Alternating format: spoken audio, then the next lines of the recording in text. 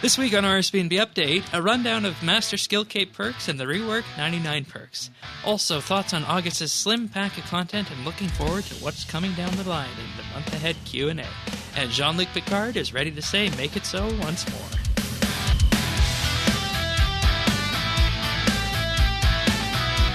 This is RSBANDB Update, episode 683, recorded Thursday, August 9th, 2018. Oops, we dropped the stream.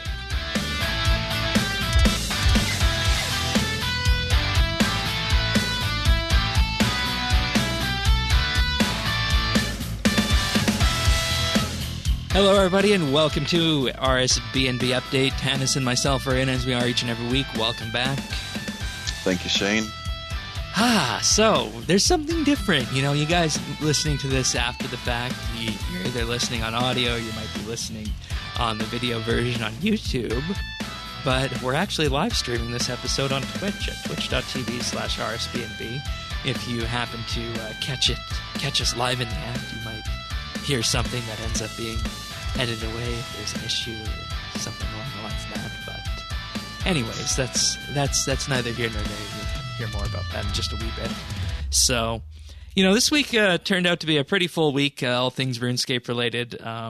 You know, looking at the updates we have here at hand, the Master Skillcape perks and the Standard Skillcape perks. You know, I remember when these Skillcape perks initially came out, we said, you know, some of these capes are just utterly useless, but you know, they're being fixed. So I think we should start off with the ones that have been fixed this week, first of all, because that definitely is the biggest news here, and you know, deserves to be talked about. So, yeah, for sure. Are there any of these capes in here that you're going to end up using more so? Oh, there's two of them. Okay, which ones are you going to end up using? Let's start with those. So the divination cape, okay, that's a good one. And the cool thing about the divination cape is if you are the one that clicks on the wisp, it's going to be set to that time. So like if you are wearing the divination cape and you click on it, someone else can be on it, and it's still going to last that 5 minutes for sure. Exactly. So it's going to what 5? They don't last 5 minutes though, do they? It's something like that. It's standard though. Right. It's standardized. So if I click a divination wisp and then you come and join me on that, it'll be synced to me. Yeah, and it will last that long. All right, so, that's actually very nice. That's very nice. It's huge. Okay. And then I think the Slayer cape, you know, anytime you get to pick your own task. Yeah. I mean, even though we have a master cape. Is that the master cape? Yeah, that's the master cape. So well. Who doesn't have the Master Slayer cape, right? I mean, everyone has that, right? All right. But it's a good perk for the Master cape. Yeah.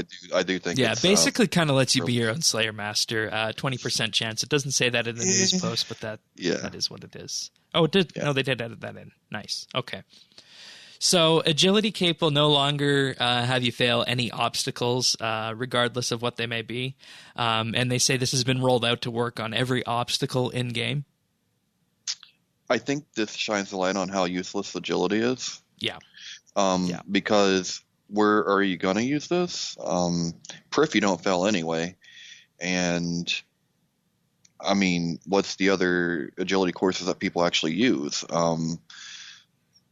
Wilderness maybe, but you don't want a cape out there. So I don't know. You know, I mean, it sounds good on the surface, but then when you really think about it, you're like, oh, it's better than what it was, but it's still Agility.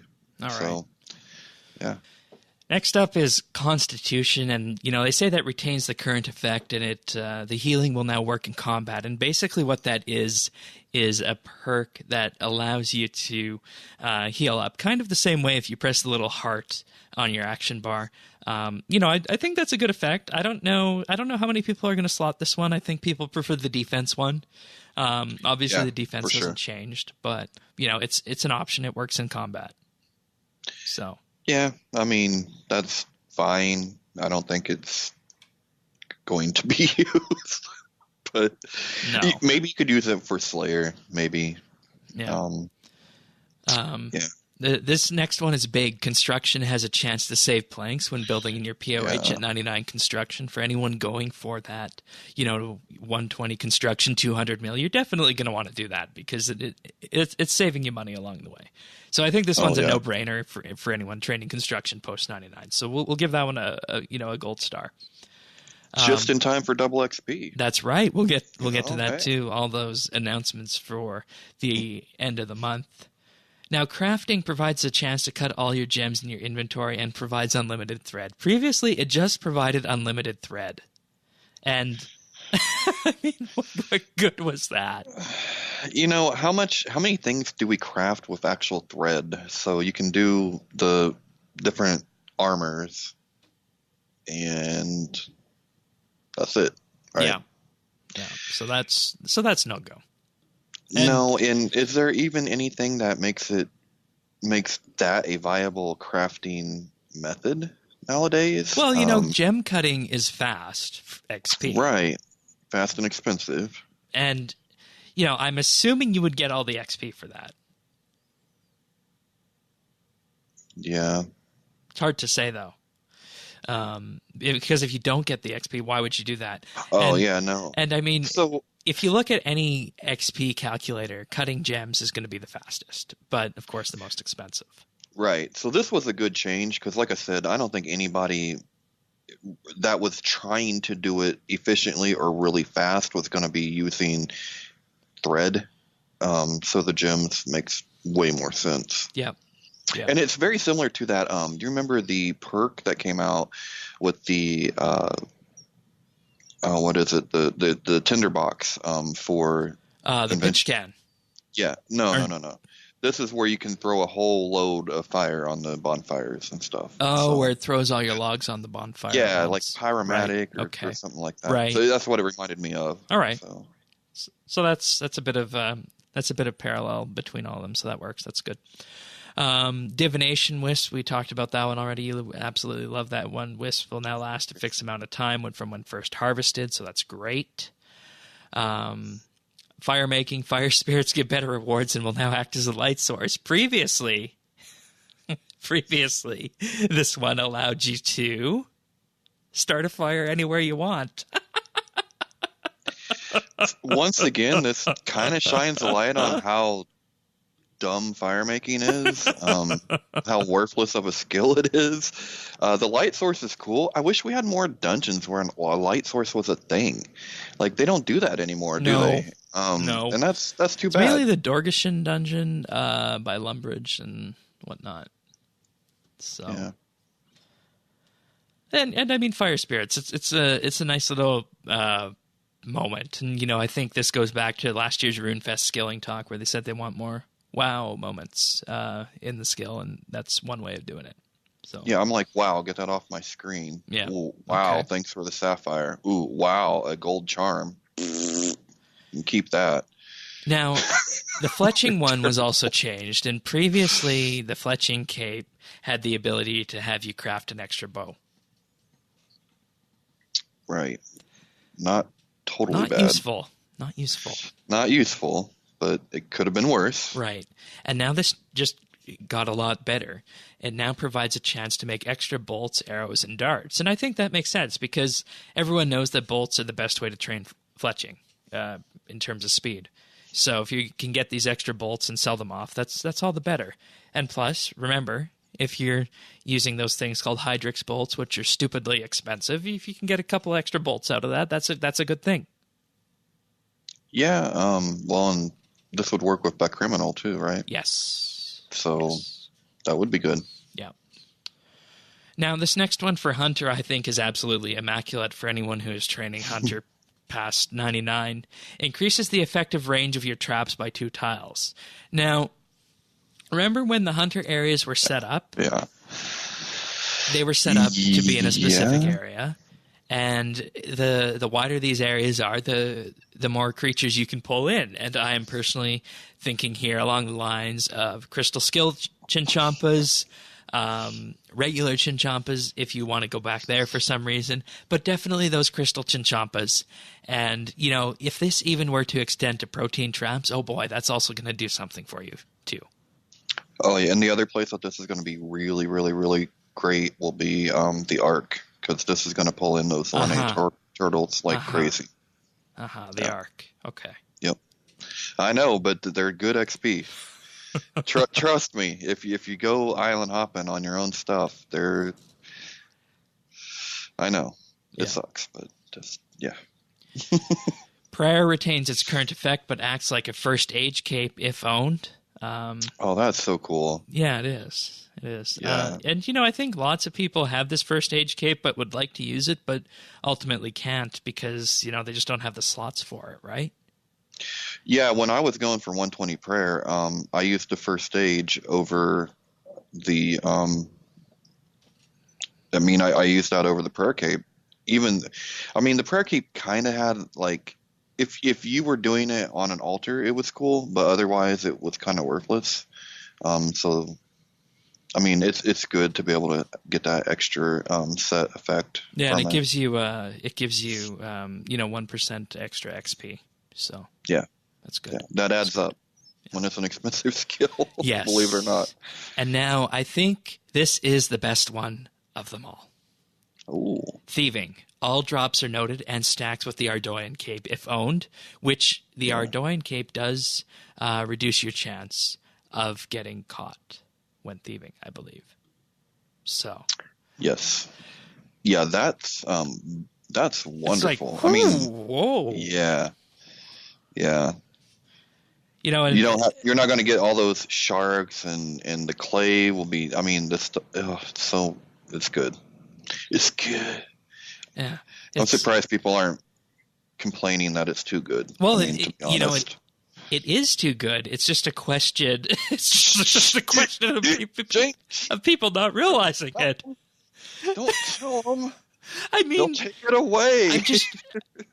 All we need now is we need something that has, a good thieving rate to it that you can just go to. And, I wonder how this works for,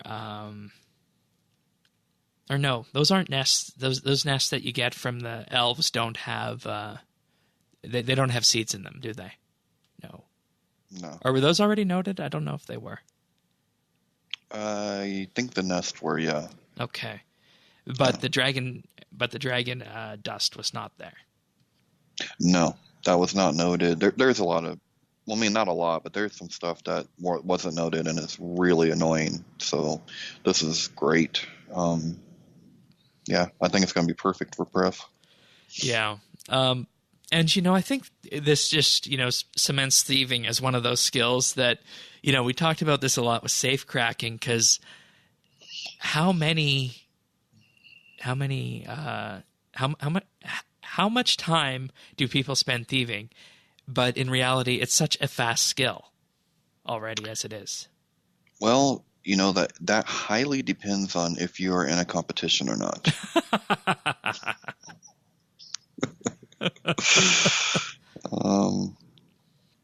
Yeah.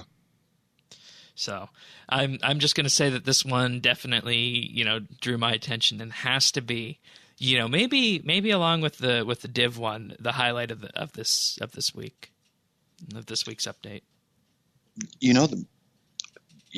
That one, div, the Master Slayer. Yeah, well, let's do the Hunter. Master Capes now then. Yeah. So the Master Capes are for, of course, only the pure 120s, and there was some discussion of this when it was going to happen as to if everyone would get a Master Cape, but no, it's not. All of the skills are not getting them, and only the 4 true 120s are. And of course, that's Invention, Dungeoneering, Slayer, and the Master Quest Cape. The Invention Cape gives you an increased chance of receiving uncommon and rare components while disassembling. Yes, no, maybe cool. So. Yeah, okay. Yeah. If you could stack that with the scavenging perk and all that, maybe you could get some rare stuff that it's going to save you a lot of money. So, if you're disassembling, it's fine. Most people don't do that by hand anymore anyway. Most people are going to use their machines for that. Yeah. But, it's something, I guess. It's better than what it had. It didn't have anything. Exactly. Yeah. Dungeoneering will give you a chance to choose which boss you face. It'll give you an increased chance of lore drops inside Daemonheim and Elite Dungeons, and the ability to wear your cape in Daemonheim as well. See, I don't think that's very good. It's only good if you're going for the Master Quest cape. Otherwise, because you need to choose which boss you face for that, right? Well, you need the lore books. Yeah. I mean, the boss, yeah, that's fine, but you can already pick both of your bosses essentially to do your 2 floors a day for your daily. And let's face it, is anyone else dungeoneering other than their 2 floors on their daily? I don't know anybody that does. I just do the sinkholes. Yeah, I know. You couldn't be bothered to even do your do your dailies. But I don't know. And you can wear it inside. Okay, cool. What's that do? I don't know. Yeah, it doesn't seem like it's that good of an option. So. Yeah, not really. It's the weak link for sure. Yeah. All right. Slayer, we already mentioned, gives you a chance of choosing your Slayer task from a Slayer Master, 20% chance to make that happen. And that, you know, that makes you into your own Slayer Master. Yes, no, maybe so.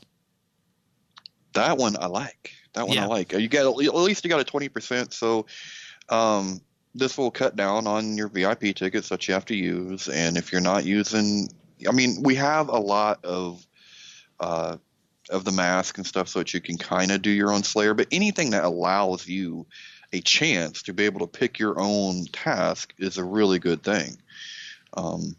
That's always been, when I first started with Slayer, that was like the biggest complaint I had. Was you can't choose your own. You can't choose your own, right? And so, but it's a double edge because that's kind of what makes it fun too sometimes, because you don't know what you're going to get. But I much rather. I would much rather prefer to pick myself. And am I going for 120 Slayer? No. You should be. No. You should be. No. Oh, you don't want that comp cape? It looks good. Comp cape? No, I'm not even. Yeah. I don't even have the max cape. Well, yet. But it's coming. You'll have that before Christmas. Anyways. Got to work and earn it, Shane. Work and earn it. Master Quest Cape. Range of lore-related teleports into a single item, allowing you to teleport into the Legends Guild, the World Gate, Varrock Museum, the Empty Throne Room, and several more. And in case you're wondering what several more is, they do have a link on the RS Wiki. They include the Ancient Guthix Temple, Behind the Scenes, the Champions Guild, Empty Throne Room, we already mentioned that, the Glacier Cave, the Fountain of Heroes, the Legends Guild, mentioned that, Tears of Guthix, the regular Questcape teleports you there, and the Varrock Museum, as well as the World Gate. And we did mention some of those. So, are you disappointed as a Quest caper person? No, because I think they got most of the lore spots on this one. I know, but once you have the cape, why would you ever go back there? Like, how's that ever going to help you in your game? Well, the Glacier Cave is good for clue scrolls because, there are a couple of clue scrolls up there. They're good if you want to kill glaciers, so there's that. The Fountain of Heroes, I mean, we don't really need that anymore because we have Prif, so that's more of a legacy kind of thing. Legends Guild, maybe not. Tears of Guthix, absolutely. Varrock Museum for people who are doing those statues. The World Gate, we will definitely be going back there in the future, I believe, for quests. Champions Guild, no. Behind the scenes, for the clue scrolls, and you can replay Gower quests, so why not? And the Ancient Guthix Temple, I mean, that makes sense to be able to go there, I think. So, because that was, of course, from what's the quest? Temple Desecrated. No, that's the music in the quest. While Guthix sleeps. See, I knew the music track before I knew the actual quest aim. So overall, I'm pretty happy with these cape changes. How about you?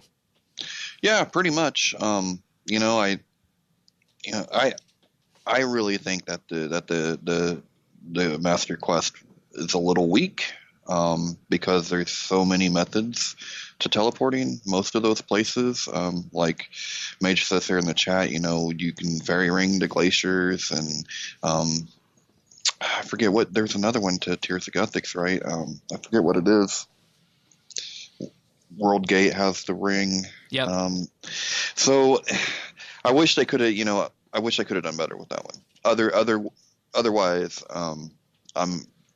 the ones that they got right, they really got right. So yeah. I'm happy about that. And they needed to. They definitely needed to. Yeah. All right. So let's move on to the patch notes now. Some interesting things there this week, I think. So let's just have a look see at those, because I think everyone was missing patch notes over the last number of weeks. So let's just it's a huge dive right patch into notes. That. Yeah, and this one wasn't really expected when people asked about it, but this was a huge surprise to me to see this free-to-play construction. Various aspects of the construction skill have been made free-to-play, including Alfred Stonesman near Taverley has options to buy, move, or redecorate your house on free-to-play worlds. He also now sells modest quantities of bronze nails, bolts of cloth, a watering can, and low-level garden plants to aid new players in starting to furnish their POH. Also, free-to-players can now actually buy a house for 1k GP. Free-to-players can now enter a POH. And the POH is now accessible on free worlds, though some members-only features may still be restricted. So, parts of construction going free-to-play. And I think that makes sense, because we've talked about the new strategy that's been appearing over time, and that strategy is to, gradually shift the game to a more of a sample for members' items, I think, and members' content, and try to encourage people to, subscribe for what's there and kind of get a taste of those before you begin, which they never used to do. So that's good. No, this is important, and I think they should probably even take this further, mainly because before you had so much stuff that was blocked off for members, but membership was $5. So you were willing to take a chance, right? You might play RuneScape for a couple of days and be like, I'll take a chance, I'll play this. But now it's significantly more. And if you still only have that small amount of content to mess with, you might be like, nah, I don't know if it's going to be worth that. So we need to focus and give free to play more to encourage them to try to take on that subscription fee, because it is higher now. Yeah. And I think all skills to level 5 is good too, which has been in place for a long time. Yeah. Also, to further this, the garden supplier in Falador is now visible to free-to-play, and they can buy a bag dead tree and bag plant 1. Continuing on with this, sawdust is once again a free-to-play object, and they stress that it is still useless. I got a good laugh out of that one. I didn't understand. I'm like, I've never encountered sawdust before. Yeah, it used to sit around at the at the sawmill by rock, and you could pick it up. And I think back in the day, it might have been an item scamming thing, like a rare item that you can try and get people to buy. So, and hence it's still useless joke. Sawmill operator, including the operator in Taverley, is now available to free-to-players. The bolt of cloth is free-to-play. Bag dead tree and bag plant 1 are free-to-play objects. Free-to-play can now build a garden for the usual 1k GP, which includes the exit portal, decorative rock, dead tree, plant, and fern. Free-to-play can now build the parlor, which includes the crude wooden chair, brown rug, clay fireplace, torn curtains, and wooden bookcase, so just the bare minimum there. So you see what they've done is they've actually gone into the skill, and they've made it so that in addition to making the skill partially free-to-play, they've put out the first 3 rooms, but with the first 3 rooms, you can't build everything in the room. You can only build a few things inside the room to kind of give you a bit of a taste of what's available. Yeah. So.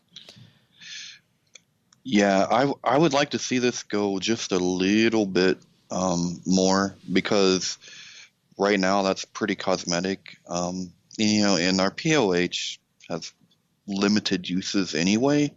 So I would like to see them have a little bit of something, so they could see that it's useful. Because what do we use them for? Like an armor repair, prayer training, free stuff from your aquarium if you do that. The weekly elite clue. Yeah. So, I mean, maybe give a little bit of that might, like a lower level armored stand or a low level altar, something like that, because it's great that they have that. I mean, this is a good change. I'm not crapping on it, but it's really allowing cosmetics right now. Yeah. The kitchen only gets 2 hot spots: the fire pit and the cat blanket. So that's do you get a menagerie? Nope, you don't get a menagerie.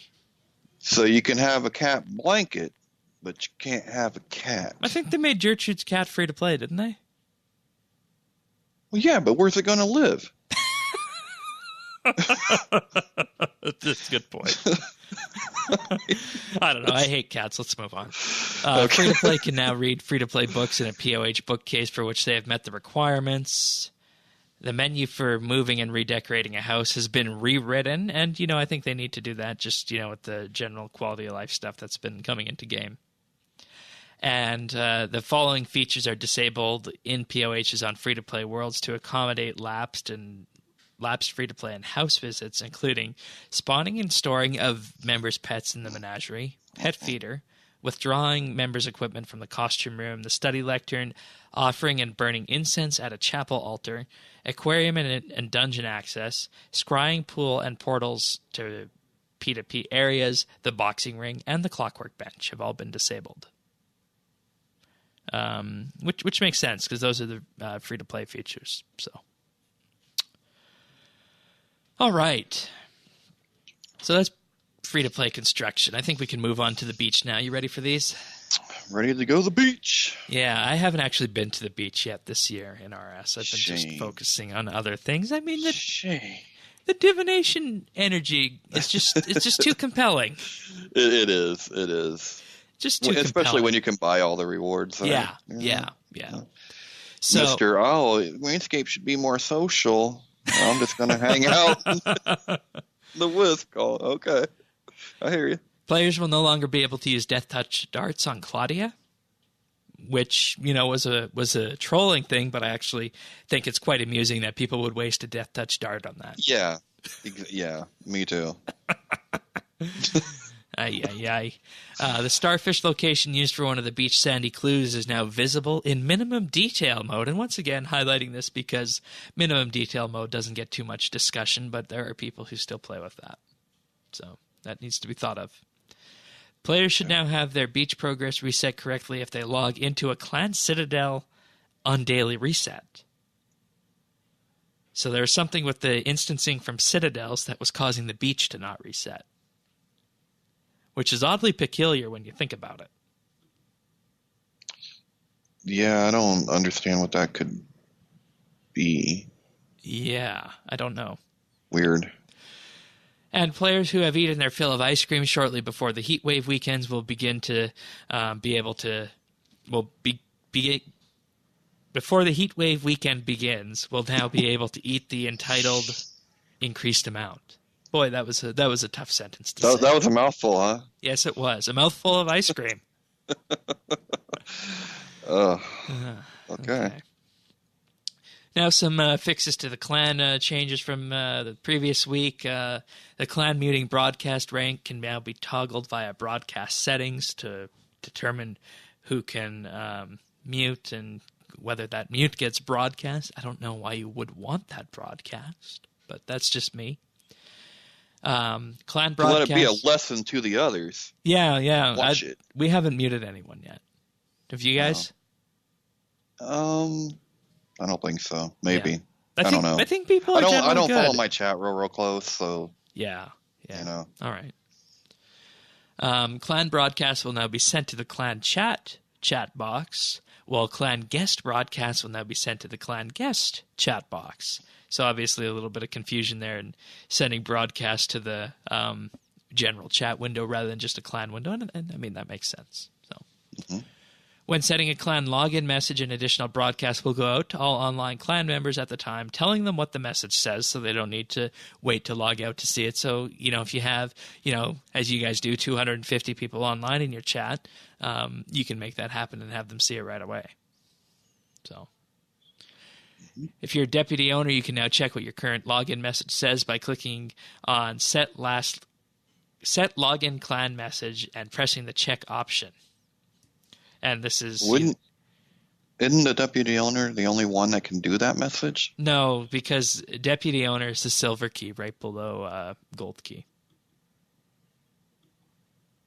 Oh, is it the owner that is the only one that can do that message? No. It's deputy owner can do the message. Okay. So, and with that... okay. And... we have a bunch of deputy owners running around because we wanted to make use of this. So we bumped our previous rank was overseer, so we bumped that rank up to deputy owner now. Oh, you got a key now, Shane? I've had a key since 2015. Oh, yeah. Use a key. You the big shot. I think you could ask anyone in Clan Quest how many of them there are, but I think there's definitely 20 plus. Because it's just the way the ranks are structured. It's really not a big deal to us. So. Oh, okay. Well, it's always a big deal to be a deputy owner. You're just being humble. Yeah, and I think we teach that to our people as well in Clan Quest. Teach them to be humble because it's an issue of granting trust, and when people are granted trust, I think they're more likely to reciprocate in not abusing it. And that tends to be the general thing that we've learned as well. So that's right. Have high expectations. People will live up to them. If you have low ones, then they don't have as high of a bar to go for, right? That's right. Now, this one was amusing. You can only give a clan Vex or a clan Cloak to members in your clan only. So you could go before this update came out and you could, be spreading the love of your clan, or as some would say, preaching the gospel of your clan. And you could give the Vex or the Cloak to anyone you wanted, and they would have to take it. Wow. We should have done that more before this update came out, because that's just utterly amusing. I just find that one really funny. They had to take it? Well, I mean, it would just appear in their inventory, kind of like a gnome ball does, right? Oh, really? That's hilarious. Right on. Next up, the clan resources given to you from the loom, the kiln, the furnace, and the barbecue skill plots have been increased to make it in line with the Avatar update. And I think that was to be expected because when it comes down to it, you definitely want to have parity between all the different spots out there. So that's good. That's good. Iron Men will now get a 50% skill plot boost when attuning to the stone in their clan citadel. How do we feel about this?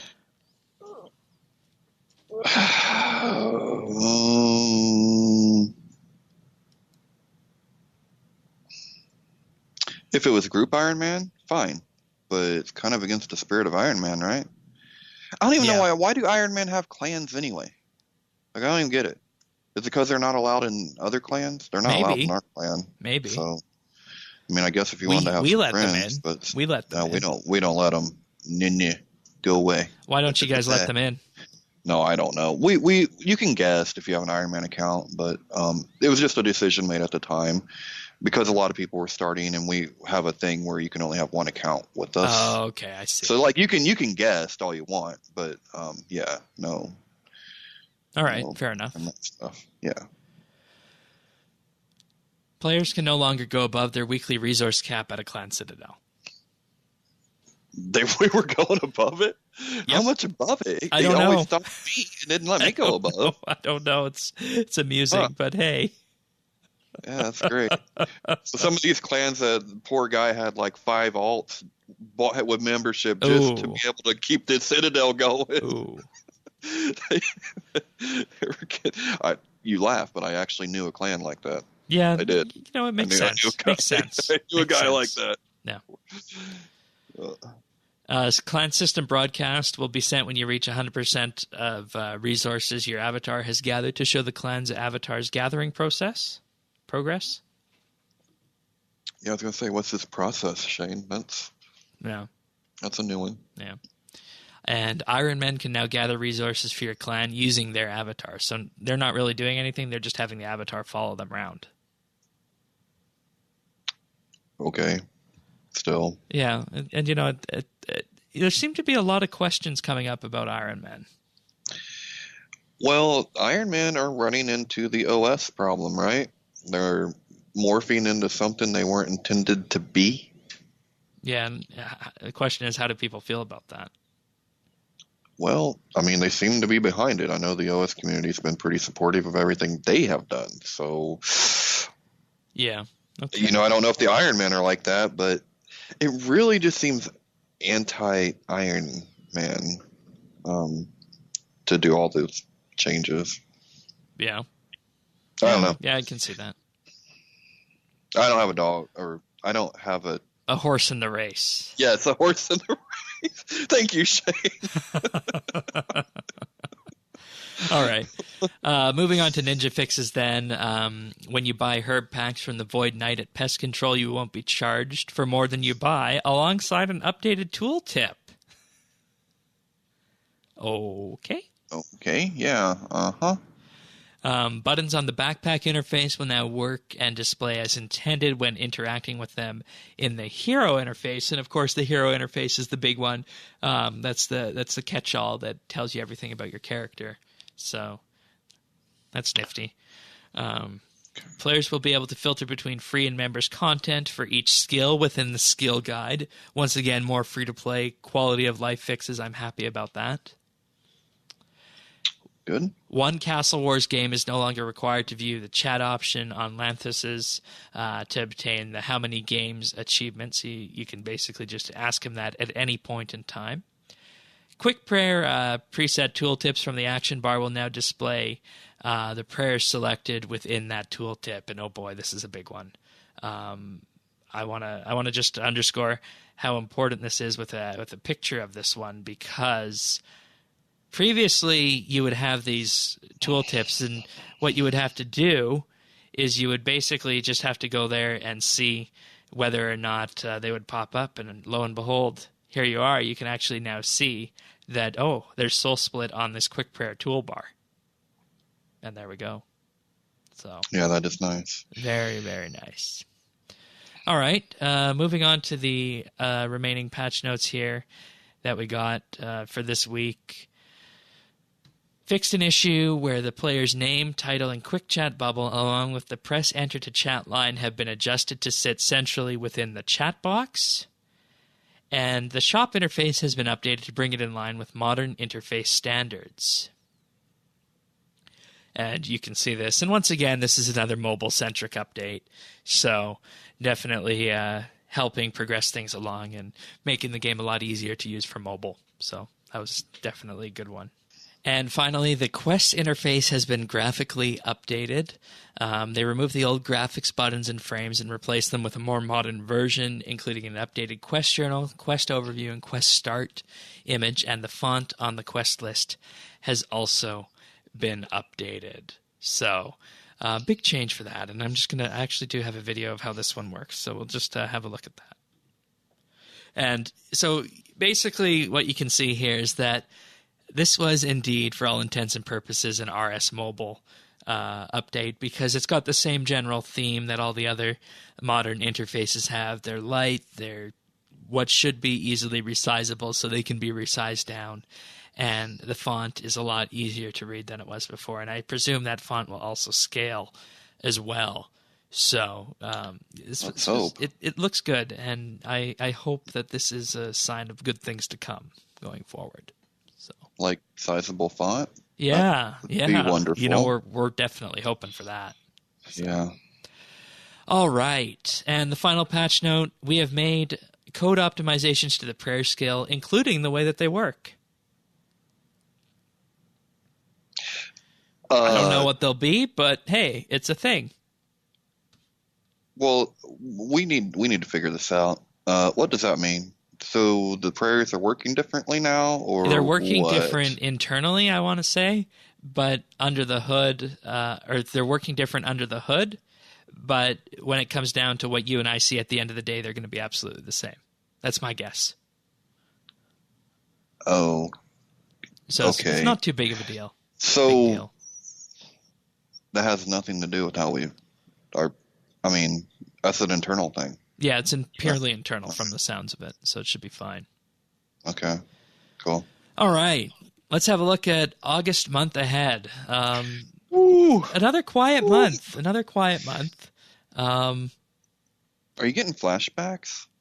If this July and August kind of feels a lot like last year's July and August. It's the same thing that was happening with expansions. And, you know, Yeah. I think it's about time we address this. And, you know, I think it comes down to that there is definitely something going on at Jagex, whether it's the unannounced MMO or whether it's mobile. The release schedule seems to be being dictated by something else. And we'll talk more about that in just a little bit, but definitely something else going on. There's something that we aren't privy to. I hope it's not just mobile. I feel like that is... See, because they've been working on mobile for a while, and it wasn't really hurting us in the beginning of the year. So, you know, why would it be so detrimental Why would it be right a problem now? Yeah. Yeah. Yeah. I don't know. No. All right. So, double XP weekend, August 31st to September 3rd. Ooh. Are you ready? Yes. Are you ready? Yes. Yes.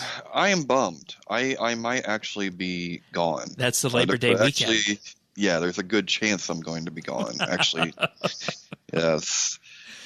But I am going to a Renaissance festival, so I guess I will be living double XP instead of playing it that weekend. You know, I honestly think they should have kept it at the tail end of September or mid-September. Yeah. You know, it just seems to work better. No, I feel that was pushed in because there wasn't crap going on in August. It's unfortunate. But hey, double XP. It's a nice lead into RuneFest. It is. Get that XP hangover. But is it a good lead in? Because, like, is it enough time? Because, you know, after that weekend, it takes like a week or two. You don't even want to play. You know, it's like... Well, the POH farm is coming out after double XP weekend. First update after that, I believe. So. Yeah, that seems to be a real hard hitter. It's a big weekend. Yeah. Well, then again, RuneFest isn't until October, though, right? So yeah, October. You get a whole month, I guess, to recover. That's okay. Yeah. Let's see. So August was basically the Skillcape perks and Elite Dungeon 2. Yeah.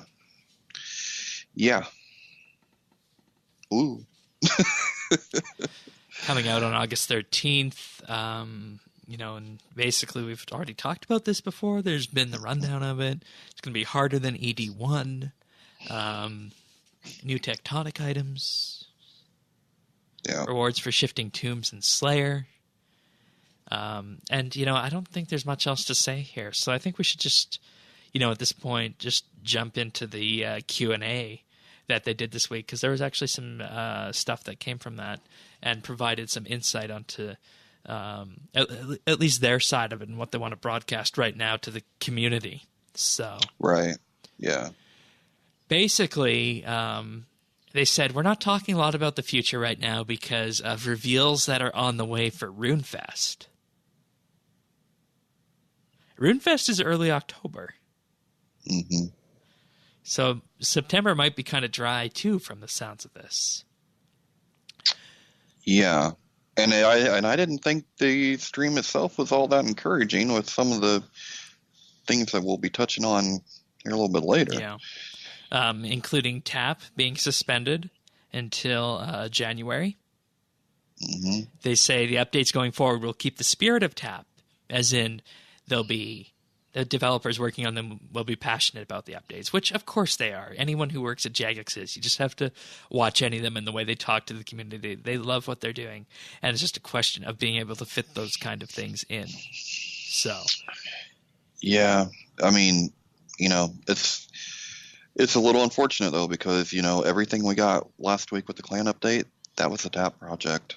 So some things can be pretty good, and I don't know if we're going to get that now. At least for a while, right? Yeah. I mean, it's not gone, Yeah. but for the foreseeable future, it's suspended. Then there was a quick run to the Skillcape perks from this week. They said a couple of the ones used were really low, specifically fire making, fletching, and hunter. They were being used only 10 times a day across the entire game. But that's just because hunter isn't that popular a skill. Once people start using it, they're going to use it. Yeah. And these were the old ones that weren't being used that much. That should be clarified. So. Okay, the old ones. Okay. The agility cape is still up in the air about whether or not that's a good proc to have. There's nothing to make. I mean, agility is what it is, so it's probably as good as you can get. But what without good is reworking agility? The agility skill. Yeah, I mean, what good is agility in a world where we don't walk or run anywhere? Yeah. So its main purpose has died 10 years ago. Okay. Now, there was a question about how the teams are structured. There are 6 teams currently working in Jagex: the mining and smithing team, the player-owned farm team, and after a team rejigger will be placed on an extra-large project that's announced at RuneFest. And extra-large is the level of the mining and smithing rework. The 3rd team is working on a large project to be announced at RuneFest, also producing the Christmas content. The 4th team is the Dragonkin Lab team, i.e. Elite Dungeons. They're working on also some small and medium-sized updates that will be announced at RuneFest, including at least one quest. The 5th team, is the Quest Points shop, the Premier Club exclusive content, and the Ninja Fixes. So that's what we talked about before with the Quest Point shop, and everyone doing Ninja Fixes is on this team. And then the final team, the 6th team, is a 2-person team revolving around events work and including new promos. And they did have the news that they have new hires, including developers and QAs, that allow them to bring in a 7th team. So they are basically adding in this extra team to bring more updates here. But let's just have a look here and see what everyone is working on. And I think you can tell why we have the lack of updates currently. Mining and smithing, very big. Player-owned farm, very big. 3rd team, large project, announced at RuneFest, very big. Dragonkin Lab, coming out next week. Quest Point shop, that's a ways away. Events work, we know how the community feels about that. So that's why we're in this position we're in now, is that all these updates that are currently being worked on, if you look at this, the mining and smithing team, the player-owned farm team, the large RuneFest project team, and the Dragonkin Lab team, there are 4 teams right there who are in the process of working on updates that are in the pipeline at some varying degree. Yeah. I'm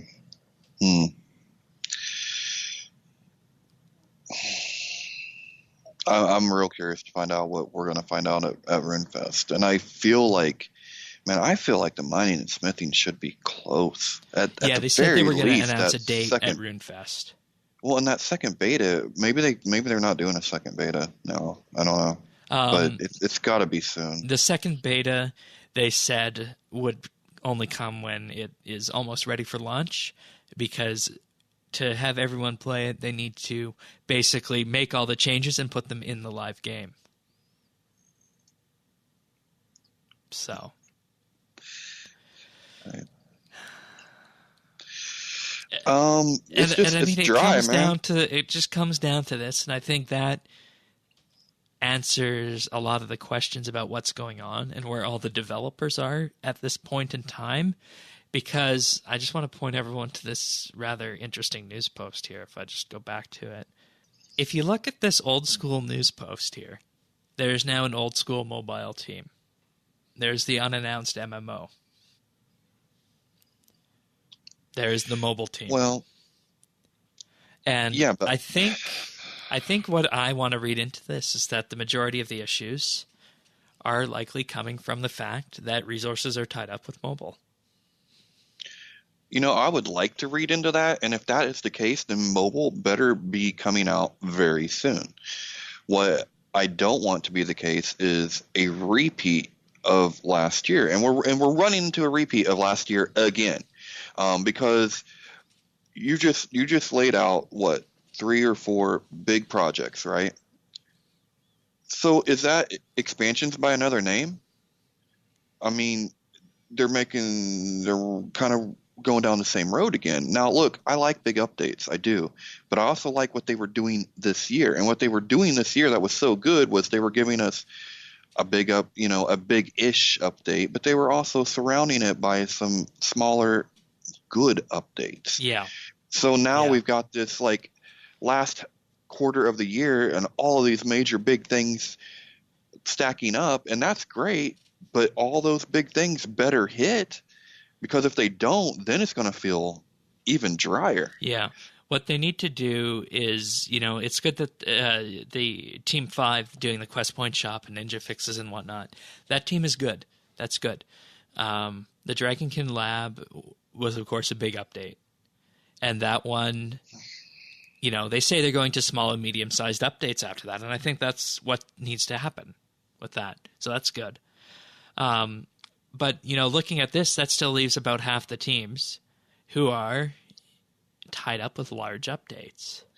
And it's just a question of how can you fit these into the pipeline and what is in the pipeline right now, because we have seen that prior to the release of Skillcape perks, the last update to hit game was effectively ED1. Right. Well, and the clan you can call the clan update an update, I think, but is it? It's like, well, it was a TAP project, right? You know what I mean? That's something. It's a very important update. Yeah, but it's not what we're used to. And think about this, Shane. Look, think about this. ED1, now the Dragonkin, so ED2, and Solak. We've had 6 months of this year has been taken up with PVM update. Great, wonderful. If you're into that, what about the rest of us? I mean, once again, we're the redheaded stepchild of the community that's not really getting much love right now. Yeah. I don't know. I'm hesitant. Sorry, I didn't mean to bum you out. No, Shane. no. I'm just hesitant to say anything with authority on this because I don't know what's happening aside from this list. It just appears as though they committed to a lot of large updates, and the players were not aware of what that would do to the update flow. Because if you look at this, Dragonkin Lab, large RuneFest project, player-owned farm, mining and smithing, 4 of 6 teams, 4 of 5 teams, if you don't count the events team, are all on big updates. And, I mean, that's fair, but is that fine. Not exactly what we ran into? Yes. Except they're going to come out in one shot. Yeah. And, the question I think to ask, mining and smithing will have a lot of playability to it. Yeah. Will the player-owned farm have a lot of playability to it? Honestly, I don't want to break your heart here, Mr. Farmer, but I don't think so. Yeah, I think the farm is going to be like the ports. It looks pretty simple, actually, from just a general sense of it. It's something you're going to work into your daily farming runs, and it's not going to be an expansion onto the skill. It's going to be, I think, the level of safe cracking. Yeah. I would agree with that. I think it'll be fun, and that counts for something. But I don't. Yeah, I think you hit the nail on the head there. It's not this great addition to the skill itself. It's not a lot. We'll see. I don't know. I don't want to condemn it before it comes. Maybe it'll be great. I mean, I think there are aspects of it that will be great, but is it fundamentally adding a lot to the skill of farming? And that's what we'll have to see. All right. Well then, let's talk about what they talked about with ED2. There's a good quote here. A delayed game is eventually good, but a rushed game is crap forever. Yeah, that's true. And that's the mantra they're taking with ED2. So, I think that's good. Shows that, things are on the right track, and that's the way it should be. So, good. Now, things that we can expect from this dungeon, I'm not going to go over this because we've went over this before on the show here. Moronics, they say there's now a mutated dodge ability, mutated fury, mutated flurry, mutated barge, all those new mutated abilities. And what they're effectively wanting to do with this is to make melee more of a mobile version of combat, kind of like magic and range can be. And what they want to do with this is make melee channeled abilities so that they can become damage over time. And the key example here is the assault ability. So you can put it on your target, run away, and do something else. Yeah, fine. Sure. It's needed. And they say this will increase damage across the board as well as mobility, and they're doing this because they hope to equalize the combat triangle further, which is encouraging, I think, for melee. Yeah. And we've talked about this before with David and how everyone, falls down to magic or range depending on what they're up to. So it's good. Yeah. To give you a viable choice would be nice. Yeah. They've doubled the number of achievements as well in this. They've taken it from 17 up to 39. I don't know if people like that, but it's a thing. Sure, whatever. There'll be a chance to get celestial hand wraps, the lucky dragon coin, which drops the Didykin pet. Lots of dragon stones, dragon scales, disassemble an alch item similar to ED1. Elite Dungeon rewards are staying away from Tier 92 melee-based items because those are being saved for the mining and smithing rework, they say. Which is ironic because we know that we those had a huge T92 are not even T92. We had a huge discussion on that, didn't we? Yeah. Well, no. There is one that is actually Tier 92. It's the power armor one. Yeah, the one you have to work a lot for. Yeah. Right. It's the tank armor that's not Tier 90. It's the Tier 90 tank armor. That's the one that people are concerned about. Yeah. So, and Mod Orion's final words on the stream pertaining to this were, "Go to Elite Dungeons so that I can love myself again." Well, what mod was that? Orion. Oh, Orion. Turns out you're not going to like yourself very much because I ain't going. I want to go. I mean, we'll have to get Dave. Maybe he could hold my hand. I need somebody to hold my hand, Shane. Yeah. Can't make it. Yeah. It's too difficult. Yeah. Actually, I don't even know if I can. Oh, wait. No, they did change it. So you can go if you hadn't made it through the first one now, they did? Yeah, okay. I thought That's so. Good. That's good. I thought so. But, I mean, if you can't make it through the first one, you probably don't have a chance in the second one anyway. Yeah, I'm going to need help. I need help. Yep. Lots of help. It's going to be a combat update, and we're going to just have to, grin and bear through it. Bend over and touch your toes. That's right. Next up, they talked about Rune Capers, which is coming this month. It's going to be a time-limited event. You'll be able to get a skilling cape and a combat cape, and then you get a final cape by combining both capes. You'll just get the currency by playing the game, the same way you did with any other currency event. I think this one will be good because there's going to be benefits for each of these capes, so that might entice more people. A benefit? What's the benefit? I don't know. See, I don't like the whole cape thing. You work too damn hard on getting capes in this game. So no one's going to wear some rinky-dink cape that you did in a currency event. Like, am I going to take my 120 prayer off for that? Is someone going to take their comp cape off for that? Are you going to take your 120 farming cape off for that, Shane? Nope. No. Exactly. So give me some boots or something. I mean, I don't know. A cape, just no one's going to take their cape off. You work too hard for your cape. Like, that's status. Yeah. Like that's our status symbol. So I mean, it's a great idea, but wrong item. Yeah, we'll see. I mean, it might just be another experiment like Rune Pass was. It may be. The player-owned farm, same info as mentioned previously. Not much has changed on that. There will be a dedicated farming stream on the August 22nd, they said. Mm-hmm. Rune Pass retrospective with stats and what's happening going forward, along with results, is being compiled now. Have something to announce on that sometime this month, so that should be interesting. Personally, I think it's going to be a success. I think they're going to come out saying it was a success. Yeah, they really pulled the blue balls on that one. I was like, oh, yes, and then no. Oh, we'll tell you more later. Oh, crap. Okay. I was bummed. Then a question came in about unfinished business. How is unfinished business going? And they ran through this list. Invention Batch 2, the Clue Scroll overhaul, the Mining and Smithing rework, Shattered World improvements, the Achievement System, the Bank rework, the Evil Dave quest, Dailyscape, and graphics reworks. And they said the vast majority of these are done, except, of course, for the Mining and Smithing rework. We'll be getting a date at RuneFest. They fixed Shattered Worlds in the interim, but they want to make it a better minigame on the whole. Did they really? No, but I you know what, I was really glad they included this in the stream.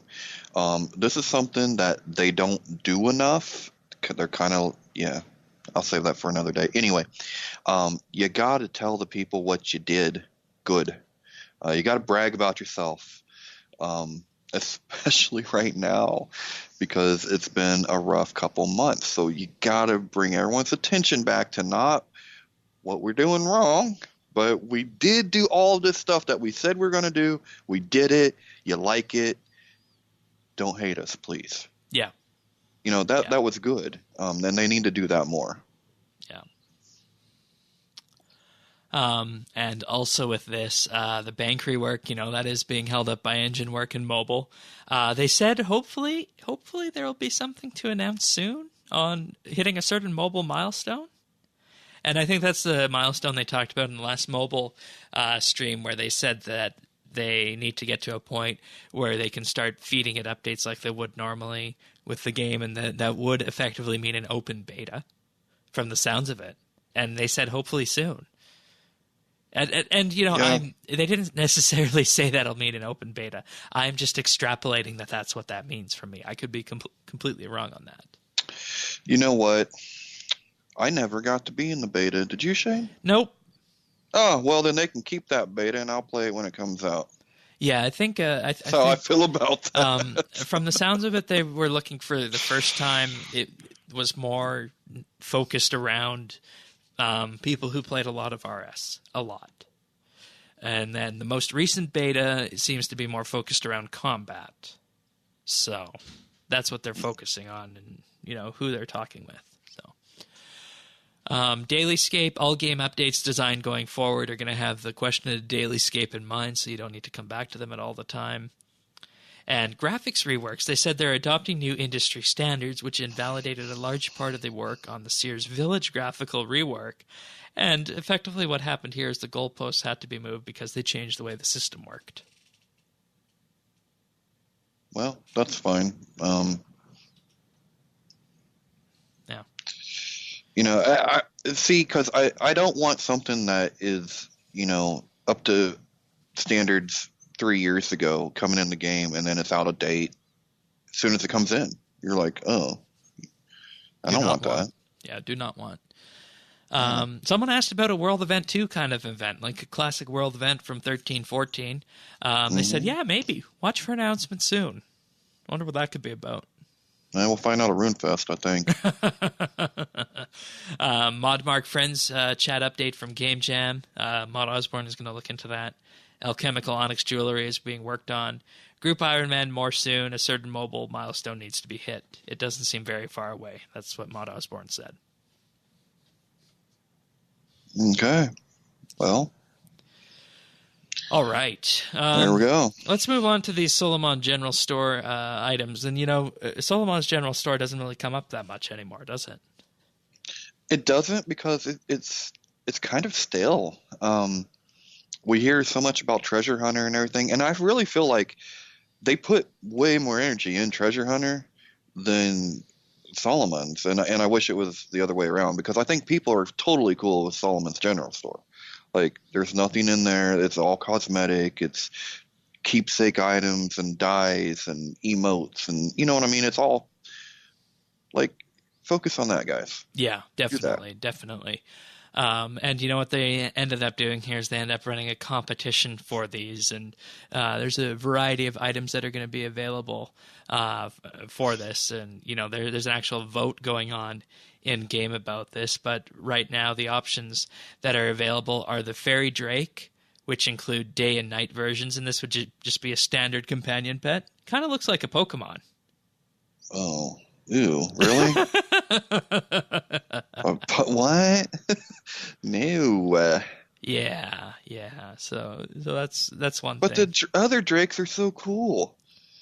Like, well, I mean, that's why it's called a Fairy Drake. I'm bummed.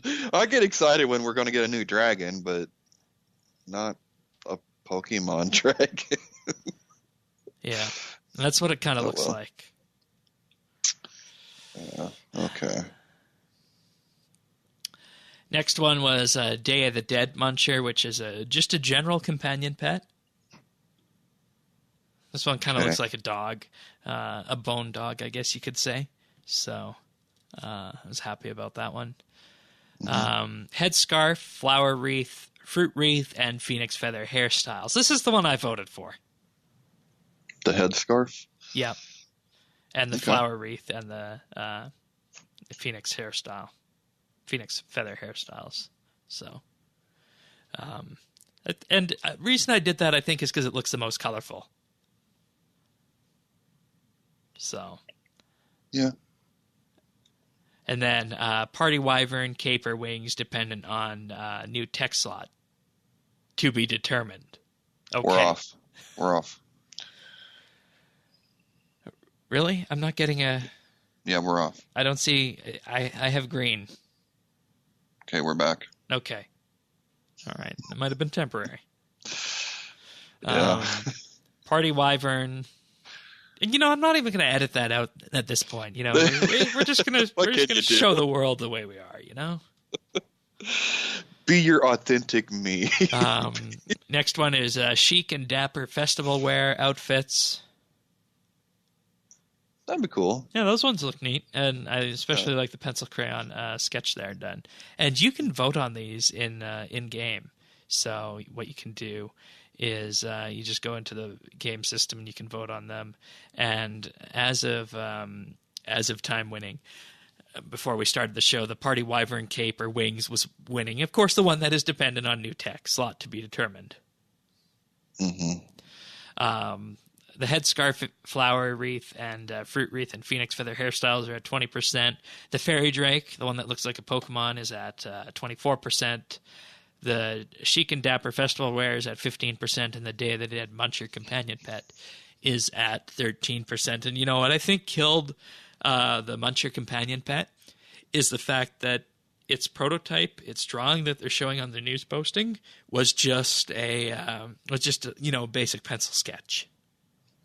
Yeah, yeah, and the other pencil sketch didn't do its good either, so that could be it. So, which one did you vote for? I haven't voted. Okay. So I was waiting to see if you could persuade me. Yeah. Well, I mean, if you like vibrant colors, go for the hairstyles. I don't think we should go for the Pokemon one. Failing the headscarf and hairstyles, I would go for the festival wear. Yeah, that's kind of what I was leaning towards, but I could go for hairstyle. All right. That's all right. Sounds good to me. All right. I think it's time to give thanks. What do you think? Or no, it's not. Actually, it's not time to give thanks yet. That'll be very soon. It's not? No, it's not. There is actually a little update that got snuck in that I forgot to mention here, but we'll just mention it in passing. Have you ever wanted to buy a RuneScape-themed mousepad or a RuneScape-themed mug? Yes. Well, you can now do that, or you might have the option of doing that. So there's a little survey here. and they have a bunch of options here, ranging from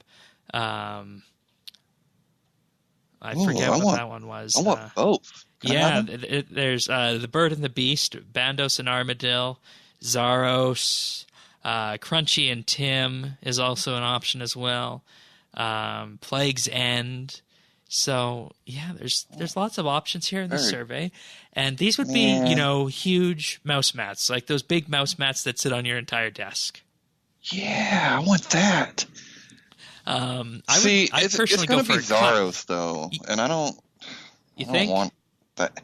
Yeah, everyone is in. It's the Zaros cult, man. Like it'll win. I'm telling you. Yeah, it's bummer. Oh well. So I would personally love to get like a mug with Crunchy and Tim on it, just because that's iconic from going back to when RS first opened up. So I'd like to have the Bird and the Beast. That was good. My favorite world event, and that would have been cool. Okay, I'd like that one. All right. Well, I'm expediting this because I actually just want to give thanks right now.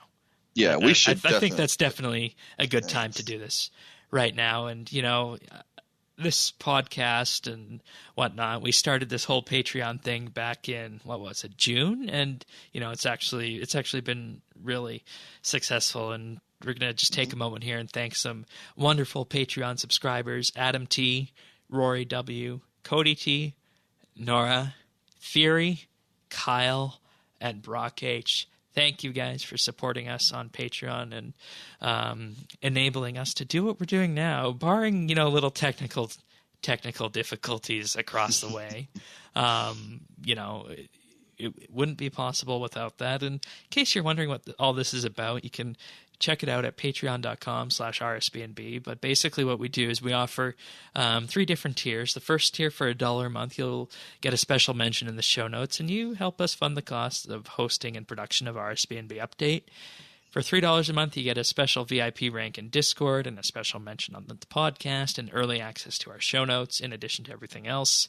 And for $5 a month, you'll receive a shout-out on the podcast every week and exclusive access to the outtakes we use for the clip show. Those are real fun, especially from last week, weren't they? Yep. And, that's how we ended up doing our monthly bit, which I can say our next one will be focused on the PMod. Thank you to all you Patreon folk who voted on that. That's going to be a fun one to record, I think. I think so. Get into a lot of that. The video show, the live show, and you and I talked about this, and you basically said we should do something once we get the streaming thing sorted out. We should do something live stream related, and if we reach our next tier at $60 a month, we will live stream one of our RuneScape play sessions each Monday, showcasing the game update of the week. And I think you said you were going to take that on should we get there. So that should be fun to see. For sure. Yeah. But all of that and more can be found at patreon.com/RSBNB. So thank you, everyone, for supporting us.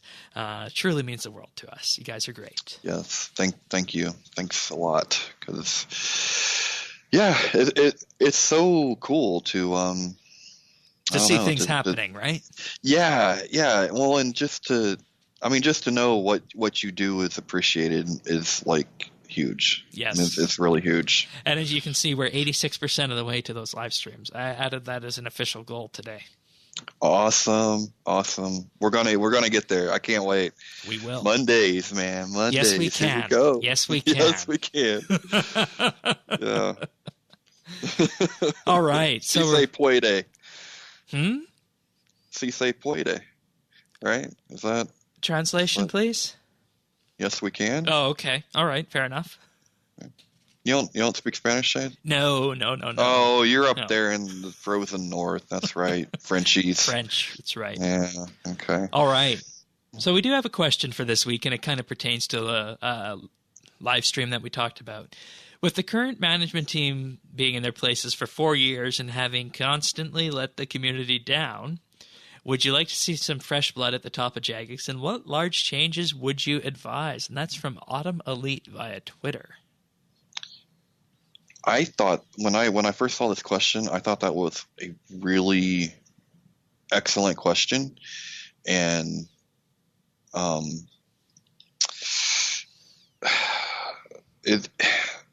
don't know that I agree with the framing of it, though. Like, I think it's a great question, but there's been some fails, but there's also been some successes. And I don't know if I agree with they're constantly letting us down. So right, I don't because know. what you need to do is you need to look at deep sea fishing, clue scroll overhaul, invention batch 2. All of these updates that were leading towards that turned out just well. Oh, and yeah, we probably lost the stream again, but We just did. You look at what we had, safe cracking, all these updates, and I got it back up, so don't worry about it. We're good. Okay. All these updates that were leading into, June, I think came out pretty well up to the release of ED1. And I think ED1 was well. It just was tuned perhaps a little too high. Right, and we're going to run smack dab into it on Monday. It's going to be the same thing. Yeah. So, I don't know, and I don't know what the benchmark is for constantly letting the community down. I would like to hear more of that because, I don't know what it means to constantly let the community down. Does that mean not hitting the mark of releasing mobile at the start of the year in terms of beta, or finding success with expansions last year, or maybe, I don't know, maybe shipping out, constant updates throughout the year, which we're seeing not happening right now. Yeah. The way I see it, some of the mistakes I think were honest mistakes that they made a choice, and it could have went either way. Like, I take the expansions experiment for a minute.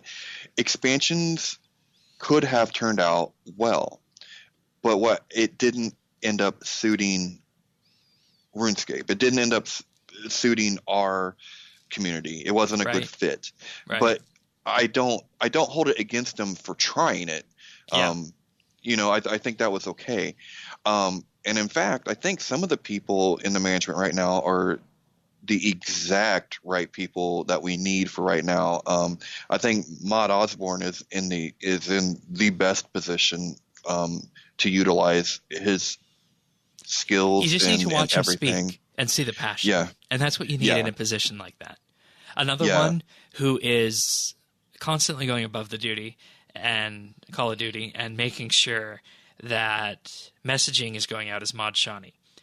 It's when the messages don't come out that the problem happens, like with Rune Pass. Yeah.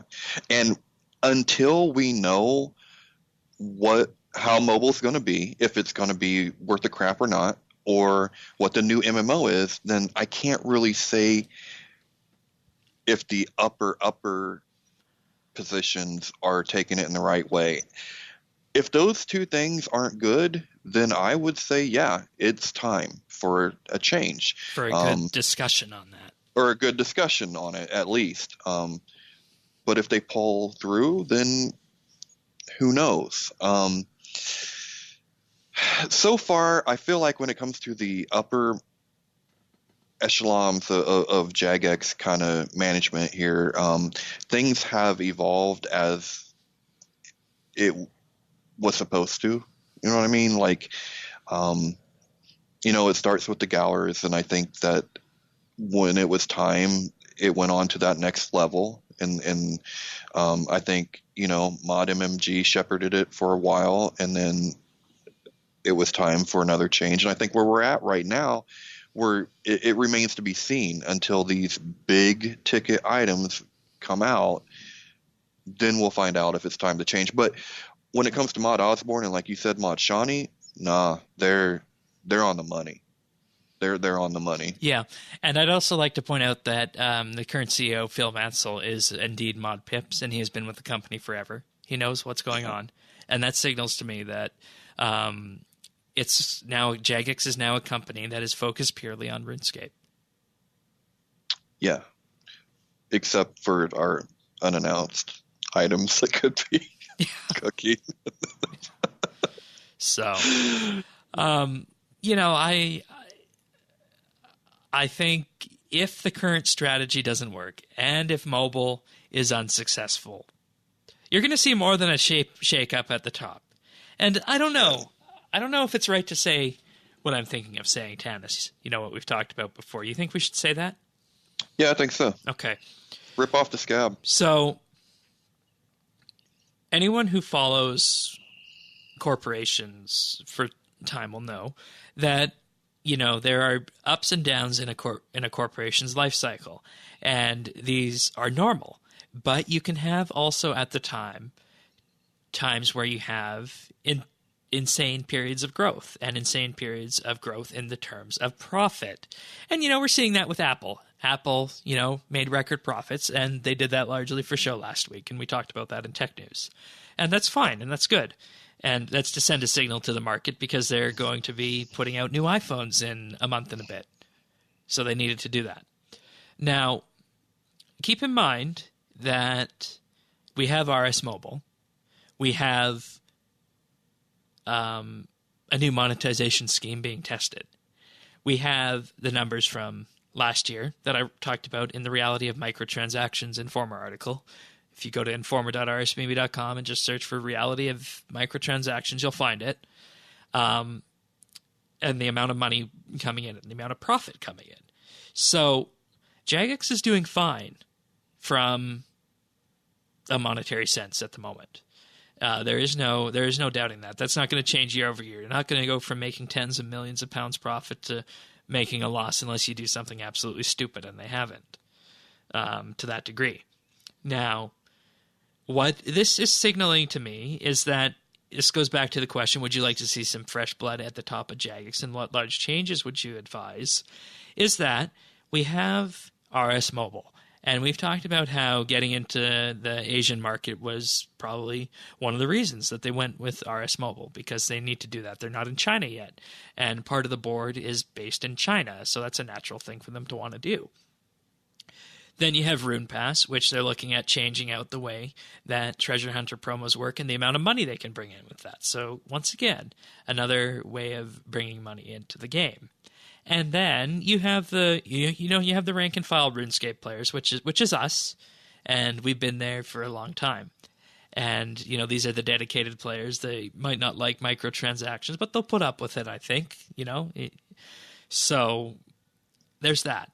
Now, when you put all these things together, you have the RS Mobile, and you see the content, the lack of content that's come out in the last 2 months. And you also combine that with the fact that there's a new unannounced MMO in the development, and we talked about that a couple of weeks ago on the podcast of what that could be. This signals to me that there is a big fork in the road ahead. One, either Rune Pass and RS Mobile are successful, and, you know, I'd say probably 75% RS Mobile, and this 75% RS Mobile being successful in bringing Jagex into new markets, and, you know, including the Asian market, and probably the new MMO as well in that regard. Now, let's call that at 75%. Now, let's say that it's entirely successful, and that combined with Rune Pass brings a lot of money and new players in. That's a success. You're going to see everything continue as it's been. But if RS Mobile doesn't bring new players in from these markets, specifically the Asian markets, and if it's not a run-over-the-top hit, what we're seeing everything else happening, and if the unannounced MMO doesn't do that as well, or whatever it might be that's being worked on, if that doesn't happen, you have Rune Pass on the other hand, and the profits from last year. Now, what this signals to me is that anytime you have a company that is working to inflate its profits, when, you know, they are already making enough money, they are either first seeking out major expansion, but we know that, you know, they have hired new developers, new graphic artists and whatnot, and that's fine. But if Rune Pass is truly a runaway in the amount of money it brings in, what you're ultimately going to see, if either the unannounced MMO or whatever it is they're working on is unsuccessful, or if mobile is not successful in bringing in new players and bringing the game into a new market, you're going to see the company change hands. And that's precisely what's happening with the increase in profits and trying out RunePass. Because the number one thing you do when you're looking to shop a company and sell a company is you're looking to raise its profits. If you can put a company on the market and say, we just had our record profits, here we are, we're selling the company. And that's the exit plan if RS Mobile or the new product they're working on doesn't work, is that the current board will likely sell their shares in the company and look for it to go to someone else. That's just the way it's working, and that's what the increase in profits tells me. It's just like what Apple did last week by increasing the number of shares and posting a record profit. They're looking to sell more shares in their company. And this is the same thing that's going to happen with RuneScape if either mobile or the new product they're working on is not successful. So that could be quite the management shakeup, right? Right, and that is the entire top of Jagex that would change with that in all likelihood. I would say that people like Maud Osborne and whatnot would probably still remain if they still remain entirely committed to RuneScape. But you definitely see the CEO change, and you would definitely see the board change there, and that's what top level is to me: the CEO and board. So I'm not. I don't even know who is the board. Like, what's the? That's the first time I've ever. I didn't even know we had a board. Yeah. I can get you that. I can get you that. Oh, okay. So. Yeah. Okay. That I didn't even know. Yep, it's all there. And it's actually really easy to find in the UK, believe it or not. There's a website called Companies House, and that hosts their annual reports and whatnot. The next report is due in September. Now, let's see. People and current officers. So current officers of Jagex. There are 6 current officers. Huang Yanhe, based in Cambridge. Philip Mansell, who is the CEO, Mod Pips. Jinju Pan, based in Cambridge. Xiaokang Wang, based in Shanghai. And Jianzheng Yang, based also in Shanghai. So that's the current board of Jagex right now. So that's all of the. Those are the 6 people who make all the decisions pertaining to the company. Right, and so they obviously came from the company that bought Jagex a couple years ago. Yeah. Okay. Yeah. And, you just have to look at this and you see where everyone is based off of, and you can see where the decisions are. And when you have a board that is entirely, based of Chinese nationals, 2 of which are working in Cambridge with Mod Pips, that says precisely what they're aiming to do with the company. Move it into the Chinese market. And part of that is mobile and probably the new product. So if either of those are unsuccessful, they have this thing called RunePass that they were just jacking the profits up with this past quarter, where they'll be able to do that. Okay. And, anyone who looks at companies will see this, and it's just a natural thing to happen. That doesn't mean RuneScape's going to shut down or anything necessarily as bad is going to happen to it. It's just the way things work. Well, you know what? I have 2 answers to that question then. One, if I look at it as the upper management, as you look at it as CEO and board, I don't care if that changes. Right. You know what I mean? So, but I do want to keep Maud Osborne and Mod Mark and those guys that are doing a good job and have been, and it's not, I don't want to see Mod Pips go anywhere either. It's just that if there were to be a change, I'm less attached to them as I am to the people we actually see and hear from and, kind of get to know in a way. Right. And see, the issue now is that it's such a big company, monetarily wise. So the question is, what do you do with this? Like, who are you going to sell it off to? You could take it public. You could. I don't know if that would be the right move. Let's just hope they don't sell it to Facebook or EA. Either one of those would kill me. EA.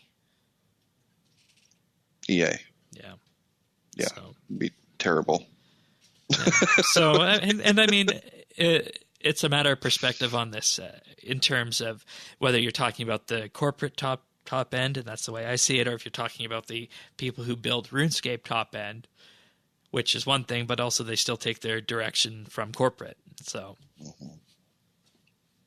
I mean, either way, and if this doesn't answer the question, feel free to send in a follow-up next week on this. Yeah, it was a good question. Yeah. If you guys want to send these in, you can email questions at rsbnb.com. You can also call or text 571-57BNB, which is 571-572-2632.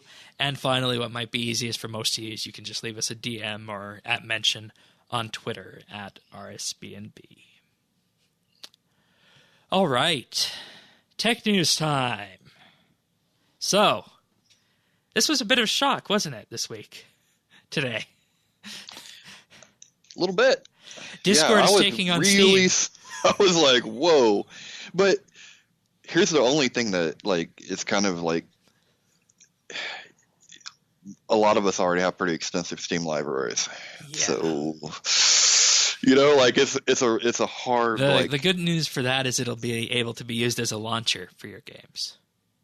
See that, and that's cool. And I mean, man, Discord. Who would have thought? Like. Yeah, and this is there's two ways of looking at this. Basically, actually, let me tell you what's happening first. Basically, Discord is now going to be able to sell games, and Discord is what we used to use for the show, and we should probably go back to it at some point. They're bringing out a store beta, which is actually rolling out in Canada first, and it'll allow users to buy games from publishers like THQ and Deep Silver, and of course THQ, well known for Saints Row. But Canada first, Shane? Yeah, I know. But you guys have more like deer than you have people. Like, what?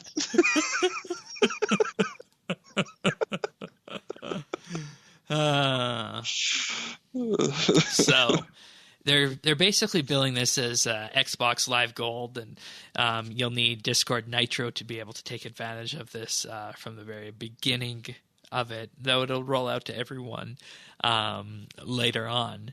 And, you'll be able to buy games from here, and they're targeting indie publishers first, so independent game publishers. And the idea behind this is that if you're an indie game publisher, you'll just be able to say, hey, I want to publish my game here, and, if you have a good product, Discord will actually fund your game and pay you money to be on their store. Will that add some kind of quality control that we don't always have in Steam? Other platforms? Yes. And see, that's the really good side of it, is that it'll help indie developers and whatnot, and it'll remove all the garbage that's on Steam, probably. Well, it won't remove garbage on Steam, but you know what I mean. It'll be a fresh start, and they'll have a different way of curating. That's the one way of looking at it. The other way, to me, it doesn't make sense from a business point of view, because Discord is a company that has been solely funded by venture capitalists, people that invest in a company hoping to make a profit later. And if you take venture capitalism funding, you effectively become a slave to those venture capitalists, because you do need to find a way to make your product make money. And that's why we see Discord Nitro, and now why, of course, we're seeing this. So one side of it sees it as being good for game developers, indie game developers in particular. The other side of me sees it as Discord saying, hey, pay us money. So, well, yeah. And I mean, when you think about what they offer video chat, text chat, and audio chat, and people don't need to pay a damn cent for it. Yeah, I was going to say, I mean, I think it's that's not okay. It's not a free they're selling games for your money. So the question is this going to be successful? It's going to have a game launcher for opening your other games that are not bought from this, so that's good. I think it depends, because so one of my fears when it comes to this stuff is the way games work now, we don't buy our games. We kind of buy a license to play our games. So, I would, when it's something so new, I worry that I would lose my games, hence my money. If if Discord went under, I don't worry about that quite as much with Steam, or some of the other platforms like, what is it, Tencent? I think it's the Origin. other one. Origin, yeah. Origin will never die. It's EA. Forget that. But with something new, I think that is a consideration. Yeah. Yeah. I want to see what other game developers they get on here, because, all it's going to need is one hit. Imagine if it's the next Fortnite. Oh, man. Boom. Boom. So, I mean, there's good that can come out of this, but if it flops, Discord's going to have to say, okay, how do we recoup this investment? Where do we go next? And that's where things get interesting. So, I don't think anything bad can come from this right now, but, it's just got to watch where it goes after that. So, yeah, but it'll be interesting to try. I don't know if there's much else to say at this point, since we don't have our hands on it yet. Yeah, it's interesting. It's cool. And I mean, if they do this as well as they've done their other services, then I think there's reason to be optimistic, because I feel like Discord's, their voice chat and their audio chat, or their video, it's all works really well. Good. Yeah, it's really good. Yeah. So, I'm the only reason we're not using Discord right now is because I can get a full video feed out of Skype. Ish. When it's not dropping. Well, it's a stream. But anyways, so I think we can move on to our next piece of tech news from here. Yeah, what have we got next? Android 9. It was previously known as Android 9P, or Pi, as they have now revealed it. And it's not P as in P; it's P as in the letter P, Pi. So that's what they went with for this. And we're not Android users here, Tanis. We're not. So no, we're not. And I think when it comes down to it, at the end of the day, there's both reasons why we prefer our platforms and why we prefer iOS, right? Why we stick with iOS. You stick with it for accessibility. I stick with it because it's my ecosystem and it just works with the Mac and everything. So that's why I stick with it. But Android 9 Pie is rolling out this week on Google Pixel, Pixel 2, or the Essential phone, which is an Android phone that is very, very bare minimum. And, eventually you're going to get Pi on your Android phone, but it might take a while. And that's one of the things that this new release of Android actually aims to fix in the long term. Is there's a internal project at Google known as Project Treble, which basically says that they're going to decouple the operating system layer from the OEM layer. So basically that means if you buy a phone from Samsung, Google will be able to update the operating system without needing to go through Samsung for that, which is what I have been saying they need to do for a long, long time, which is what Apple does, is basically, control the operating system on the phone and not have to worry about whether the carrier pushes the update or not. So the groundwork for Pi and Project Treble comes in with Pi. So that's definitely a positive for this release. Other changes for this release include gesture-based navigation, as we saw on the iPhone 10, and getting rid of various buttons and whatnot, and back button and home button and whatnot on the Android screen. So I think when it comes down to it, I think that just seems to be the general way things are going these days, right? Yeah, that's what it sounds like to me. And there's also lots of little personalization changes too, using machine learning and AI, so that if you dim the brightness of the screen at a certain time of day, it'll know that, hey, I might just dim the brightness for you now. So my new phone did that, and I hated it. I turned that stuff off real quick, the True Tone screen. Yeah, it was like you'd have 5 seconds, and then there went your screen. You're like, quit!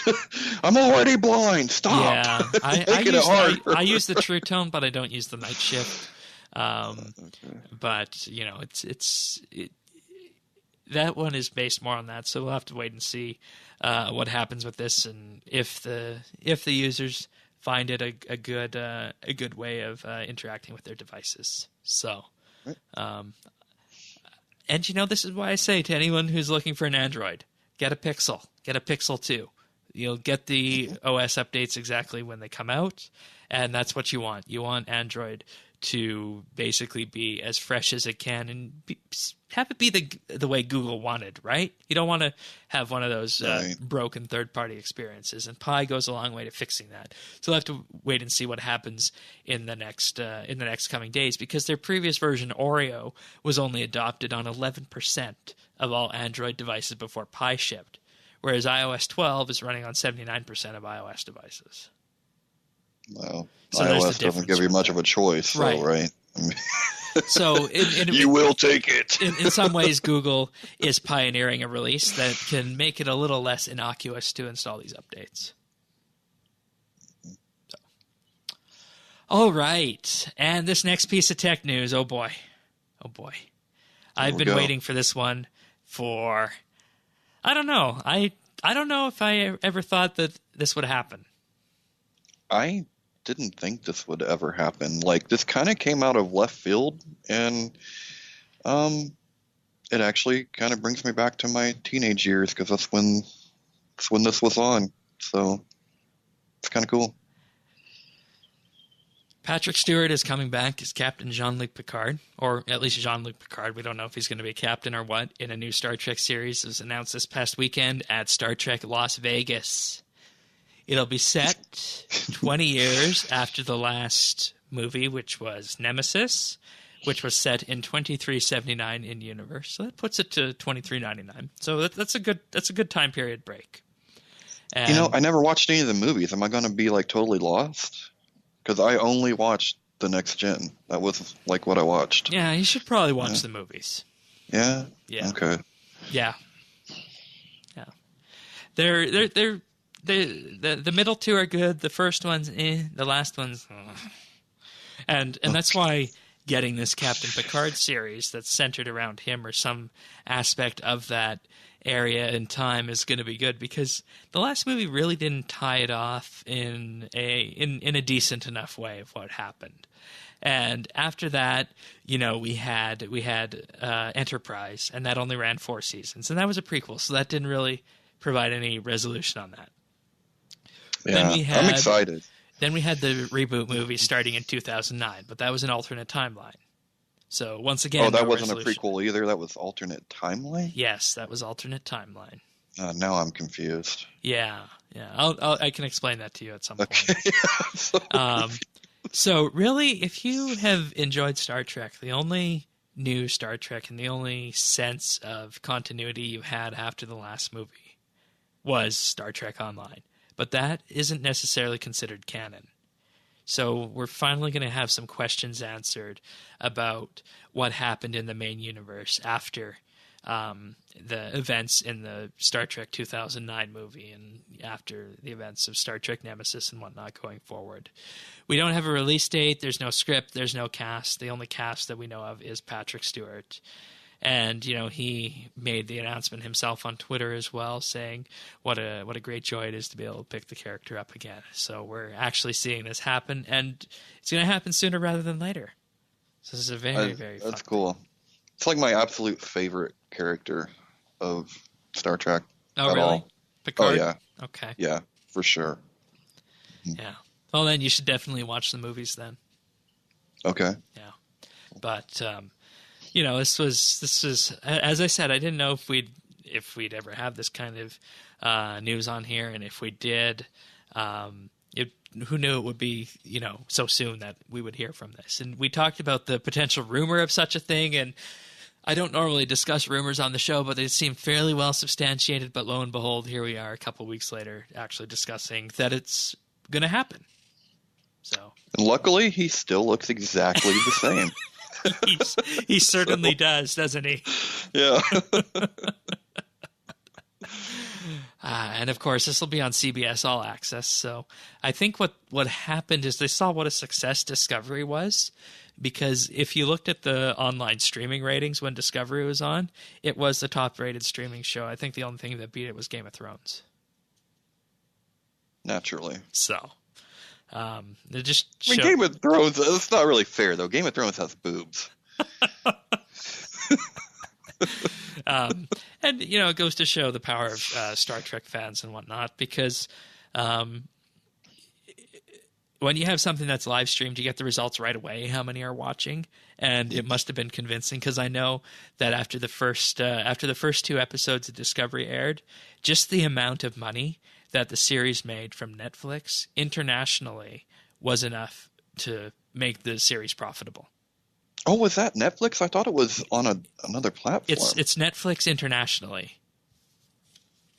Oh, okay. Yeah. Netflix internationally. And all of the international people made that show profitable. And that doesn't include the CBS All Access in the U.S. That's where it was for us then, right? Or the on-air runs actually on TV in Canada. So, very profitable. And it makes sense why they want more of it then. Mm-hmm. So, very pleased with this. Anyways, I figured we'd end tech news on a good note this week. No Facebook censorship. No Facebook stories no Facebook and bugs or anything like that. We avoided big, ugly elephants, so I'm happy. I'm happy with tech news this week. Alrighty, well then, moving on to other things. Our August skill of the month is running, and it's a construction skill of the month. So let's be honest, Tannis. Who's interested in that? Hey, that's my favorite skill. Really? Yeah, it used to be. It was. But I kept waiting for this rework that never. Pernasius is in first place with 9.2 million XP gained and has been gaining XP on a linear trajectory. Second place, we got Sorensen 57 with 6.3 million XP gained. And in third place, we have the RR Man with 621,000 XP. Boy, 9.2 million construction XP 8 days in. You think that's going to continue? If their bank continues. It all depends on that. Yeah. Wow. Wow. I don't know. I give up. I would not even dare to try and compete in this. So. No, that's rough. We're down, by the way. No. Yeah. I know. I'm trying to get her back. All right, so we're going to move on to some achievements of the week right now. So starting off this week. Oh, there's our old friend Paul. You remember Paul? He's the one that got married, wasn't he? Yeah, he's the one who got married in game for a competition and whatnot. And I always bring that up. And might as well bring it up again because it's an achievement, right? Well, when you have Paul, you kind of have to bring that up. All right, so he got 99 agility on August 8th. Next up is Darthmarth with 99 divination on the 6th. 1, 2, 3, 4 were cool with 99 Slayer on the 6th as well. Then we have Duke Juker on the 5th with 99 magic and 99 ranged. And then finally, rounding out the 5th, we have Thaxi with 120 Slayer. Very nice. All right. Very good job, guys. We also have Tasty Romeo with 120 Dungeoneering on August the 5th. We have Matt's 374 with 99 Invention on August 5th. And we have Chewbacca with 99 Magic on August 3rd.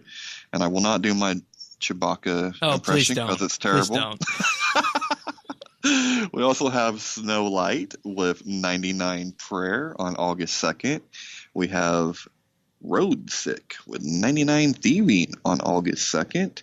And Cyan Paneer? Yeah, I think Paneer is the way it goes. Paneer with 99 Fletching on August 2nd. So good job, everybody. A lot of nice achievements there. Very, very nice. Very, very nice. All right. I think it's time for a pick of the week. I haven't done one of these in a while. Yeah. What you got, Shane? Well, just because I want to just provide something to the cross-platform folks here. I am going to suggest a Windows app, a free Windows app that everyone can get. It's called Microsoft Whiteboard. Now, you can use this on the Surface, as you might expect. It's going to provide you the best experience because you have touch and whatnot. But it also works on your PC. And basically what Whiteboard is it's a little application that's for free from the Windows Store. It lets you draw with markers and whatnot and, annotate things and mark things up. So you could stream it online if you want. But what it also lets you do that is really, really interesting and useful to me. And, I am waiting for there to be cross-platform versions of this so we can share it and use it on tablets and whatnot, because that's when it's going to become truly useful to me. Is that you can also embed screenshots, you can embed text on it, and then what you can do is you can then take a pen and you can draw on that. So there will be occasions where I'm working on a website or something and I want to do it collaboratively. So what I'll do is I'll take a screenshot and I'll go into preview on the Mac here and, write on it and, make some markups and make some suggestions and whatnot. And then I'll, share that as an image to people. But what I can do with this, providing they have Microsoft Whiteboard, is I can take a screenshot of the website and I can draw directly on there, and they'll see it if they have the application. Or, if need be, I can pull it out as a PNG image and just send it off, via a message or an email, and they'll see it that way as well. And what's more is that it can also be used for drawing on it. If you just want to draw and you just want to do like a quick little website mock-up, like a quick little scribble of what the website could look like, you could do that as well. And there's little fields for notes and whatnot as well in terms of text. So that's a thing.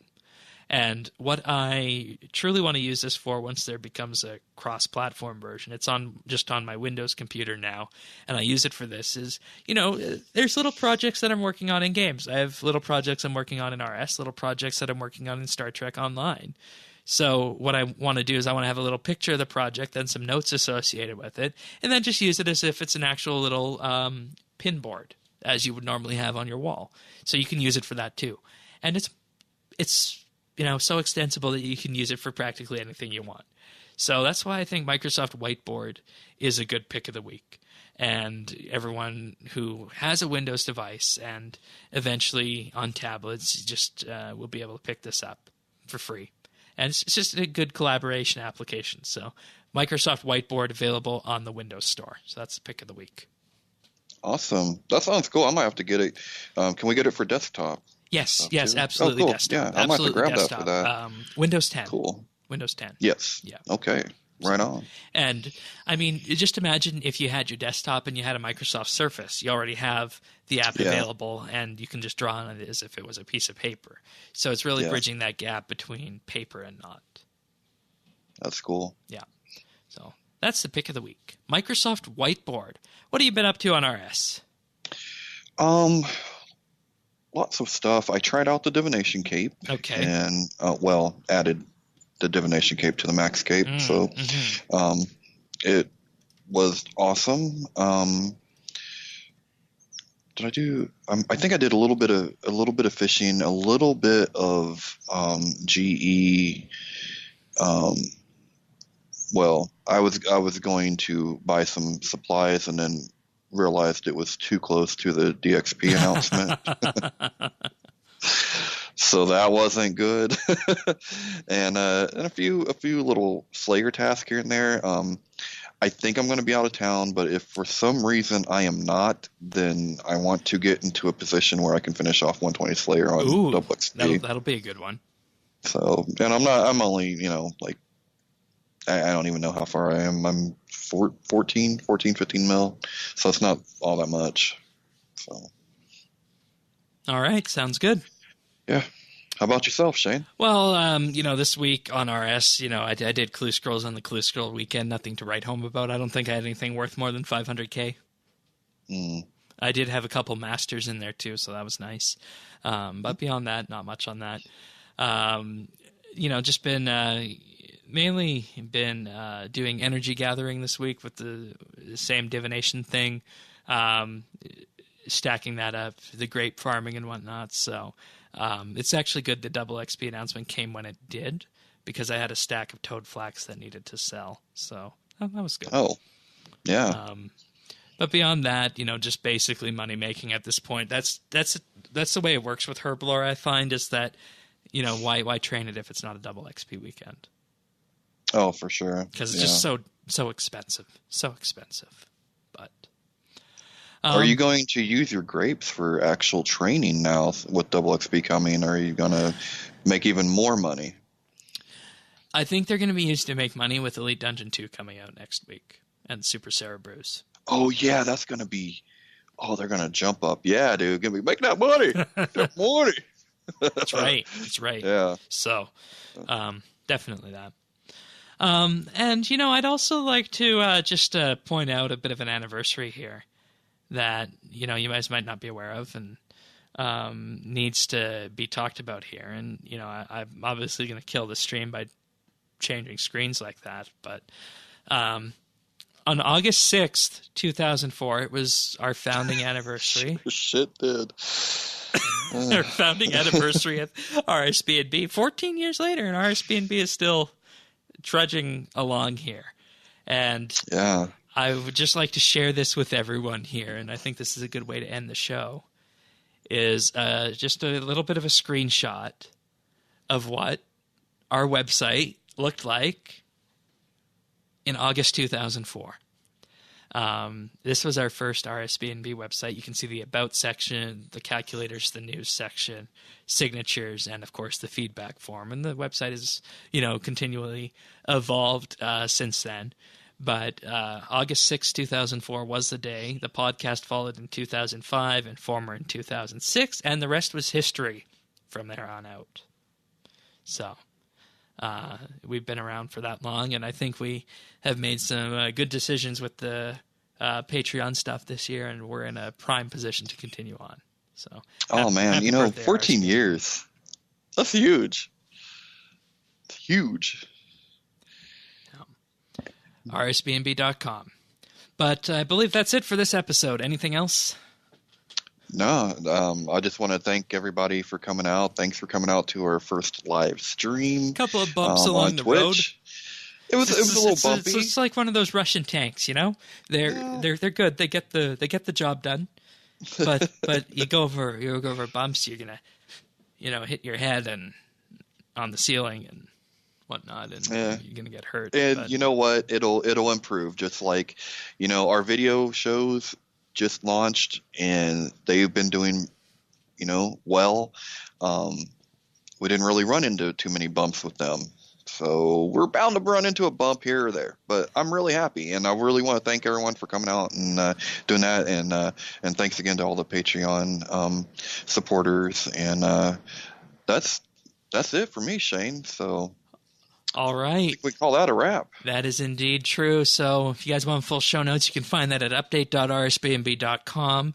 If you want to chat with us in-game, Friends Chat, BitsBytes, Twitter at RSBNB for questions or follow-up to your questions if you sent one in. And, of course, the Patreon at patreon.com/RSBNB. And we'll be back next week with David for the Dragonkin Laboratory. Elite Dungeon 2. Take care, everyone. See ya.